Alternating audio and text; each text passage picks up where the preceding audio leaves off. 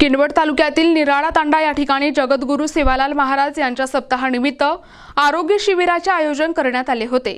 जगद्गुरू सेवालाल महाराजांचे विचार समाजात जिवंत राहावेत आणि अंधश्रद्धेला बळी पडणाऱ्या लोकांच्या मनात महामानवाचे विचार रुजावे या हेतूने सलग 12 वर्षांपासून हा सप्ताह आयोजित केला जात असल्याचे गोरसेना गोरसिकवाडीच्या कार्यकर्त्यांनी सांगितले आहे।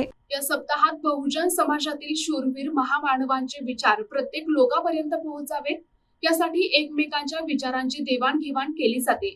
तसेच थोर महामानवांच्या जीवन चरित्रावर प्रकाश पडावा या उद्देशाने त्यांच्या जीवनावर आधारित स्पर्धा परीक्षांचेही आयोजन केले जाते। त्याचबरोबर सर्व परिसरातील लोकांचे आरोग्य चांगले राहावे म्हणून जगद्गुरू सेवालाल महाराज सप्ताह समितीच्या वतीने मोफत आरोग्य शिबिराचे आयोजन करण्यात आले होते।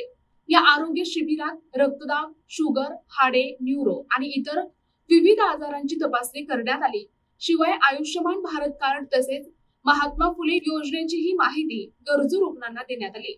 या मोफत आरोग्य शिबिरात सेवा दिनासाठी doctor Mangesh Jaiswal, doctor Sudhir Rathod, doctor Pravin Rathod, doctor Swapnil Rathod, doctor Mangesh Kottewar, doctor Sachin Pawar, doctor Roshan Jadhav, doctor Ashok Shembale आणि डॉक्टर संदेश चव्हाण यांनी तपासणी करून मोफत औषधांचेही वाटप केले।